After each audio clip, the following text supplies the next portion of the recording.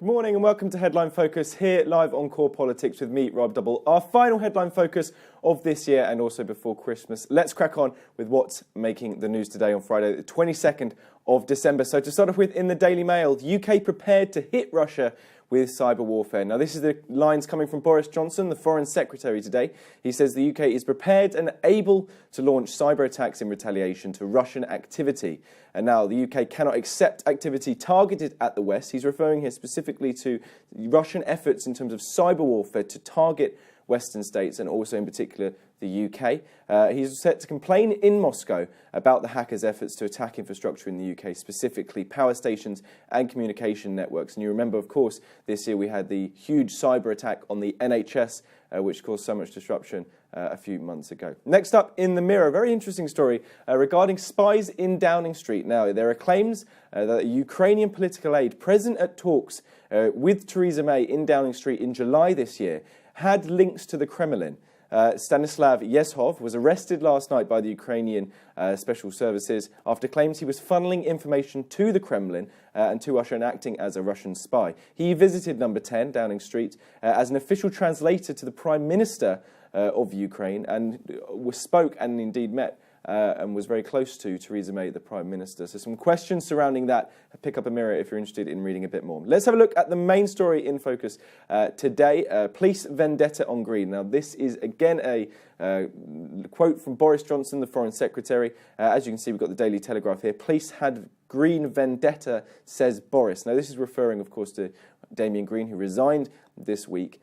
Boris claims that Damian Green was a victim of a vendetta with the head of the Metropolitan Police Federation, Ken Marsh, criticising specifically here the leaks of the fact that pornography was found on Damian Green's parliamentary computer. Now, these leaks came from two retired officers from the police. In fact, they were former counter-terrorism chief Bob Quick and Neil Lewis, a retired detective constable. Now, there is concern that through leaking this information regarding police investigations surrounding Damian Green's computers, they actually breached data protection.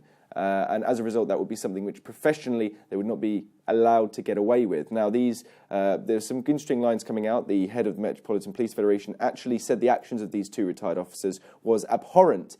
But also there's the second element of this story. This is the reaction from the writer Kate Maltby. Now, she accused the former First Secretary of State, Damian Green, of making inappropriate advances towards her.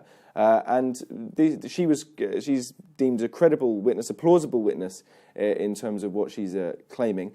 But she's now saying that she actually told number 10 Downing Street of the incidents with herself and Damian Lewis and told her of what his behaviour has been before he was actually appointed Deputy Prime Minister in 2016. So effectively then Theresa May knew about these accusations and Downing Street did and didn't do anything about it, and rather Damian Green got the job he got. Very interesting story there. Definitely going to be some lines coming out on that today. Just have a look at the I newspaper coming at a different angle as well. Hunt wants to become Deputy PM. Now, Jeremy Hunt, who's currently the Health Secretary, is to replace Damian Green as the PM's right-hand man. Now, this is obviously just speculation, but government colleagues claim Mr. Hunt is on manoeuvres. However, there's no actual guarantee that Theresa May will actually appoint a second in command. There's no reason for her to, that she doesn't have to, and so there's a big question mark over this going into the new year. One more story then comes from the Sun newspaper.